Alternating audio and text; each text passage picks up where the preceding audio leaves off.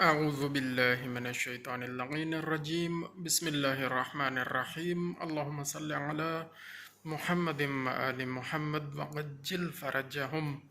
دوستو، جو ہمارے دوست سب سے بڑی غلطی کرتے ہیں جاب کے حوالے سے، وہ آج ہم تھوڑا سا ڈسکس کرنا چاہتے ہیں، اور وہ یہ ہے کہ ایسی جاب کے ساتھ سٹک ہو جاتے ہیں، چمٹے رہتے ہیں جس جاب میں انہیں گروتھ نہیں مل رہی۔ جاب ظاہر انسان کی ضرورت ہوتی ہے پیسہ کمانے کے لیے، اسے کوئی نہ کوئی کام کرنا پڑتا ہے، جاب کرے یا کوئی بزنس کرے، کوئی شاپ لگائے، چھوٹا کام کرے، بڑا کام کرے، کام کرنا چاہیے۔ کام کی مخالفت کی بات میں نہیں کر رہا ہوں، میں صرف یہ کہہ رہا ہوں ایسا کام، ایسی نوکری جس میں آپ کی ذہنی گروتھ نہیں ہے، مالی طور پر گروتھ نہیں ہے، اور جس میں آپ کو انسلٹ فیل کرائی جا رہی ہے،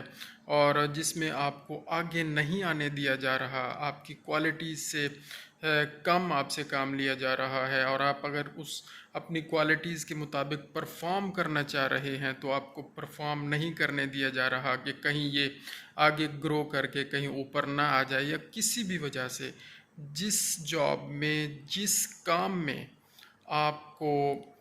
گرو نہیں کرنے دیا جا رہا، یا آپ کی گروتھ ہو ہی نہیں رہی کسی بھی وجہ سے 8-10 سالوں سے، تو آپ کو آگے سوچ لینا چاہیے کہ آگے میری گروتھ اس میں ہونی ہے یا نہیں ہونی، اور پھر فوری طور پر فیصلہ کرنا چاہیے کہ اگر آپ کی گروتھ مالی طور پر، ذہنی طور پر، علمی طور پر، روحانی طور پر، اگر اس جاب میں، اس کام میں، اس بزنس میں اگر آپ کی گروتھ ہے تو اس کو کنٹینیو کریں۔ اگر گروتھ نہیں ہے تو خواہ چمٹے نہ رہیں، ذلیل نہ ہوتے رہیں، اور اس کے ساتھ اپنے آپ کو سٹک کر کے اپنا وقت ضائع نہ کریں، اور اپنی موجودہ نسلوں کو اور اپنی آنے والی نسلوں کو مزید محتاج اور پریشان کن حالات میں مت ڈالیں۔ یاد رکھیں، اگر آپ اس کام کے ساتھ سٹک رہیں گے جس میں آپ کی کوئی گروتھ نہیں ہو رہی، مالی طور پر، جسمانی، روحانی طور پر، اخلاقی طور پر، علمی طور پر، تو آپ کا تو فیوچر تباہ ہونا ہی ہے۔